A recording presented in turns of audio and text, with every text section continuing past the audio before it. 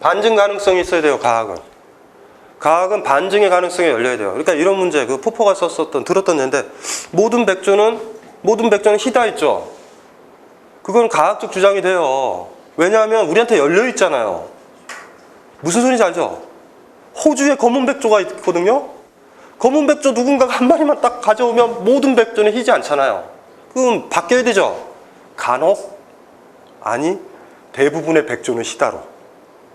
이해되죠? 모든 백조는 희다라고 주장하면 백조만 가져오면 되잖아. 근데 예를 들면 제가 이런 주장을 해요. 용은 항문이 2개다. 이게 반증이 안 된단 말이에요. 누가 용을 가져와야 되는데. 이해되죠? 과학의 모든 주장은 반증 가능성이 있는 주장이어야 되는 거예요.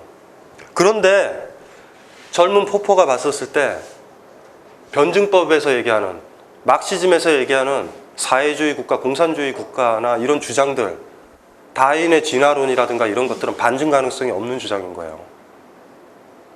뭐 못하는 거예요. 공룡을 끌고 올 수도 없고. 그러니까 이거 가지고 막 역사는 이렇게 변할 거야.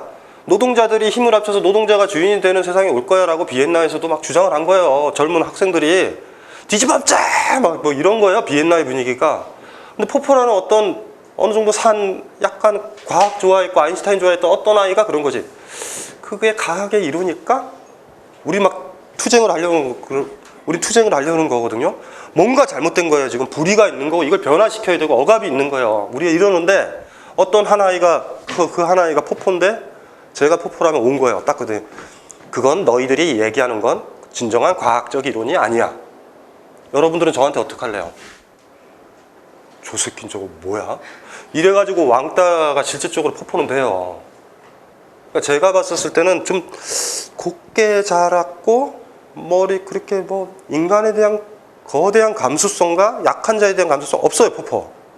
그냥 어떤 젊은 대학교 아이인데 똑똑한 거고 막 지적인 논쟁에서 막 논쟁가들 막 역사와 철학에 대해서 얘기하고 변화에 대해서 얘기하고 혁명에 대해 얘기하는 지적인 컴플렉스는 있는 거고 그거와 싸우기에는 그런 애정은 없는 친구고 그냥 대학에서 배웠던 주장을 하는 거죠. 그거 과학이 아니야. 과학이 아니면 너희들 미신 아니야? 그런데 중요한 건 이들이 그렇게 떠드는 이유는 뭐냐면 변화에 대한 갈망이거든요. 그거는 못 읽어요. 그래서 이제 어떤 논쟁에 가면 이제 논쟁에 보면 딴지 거는 아이들 있죠. 그래서 토론하면 알잖아요.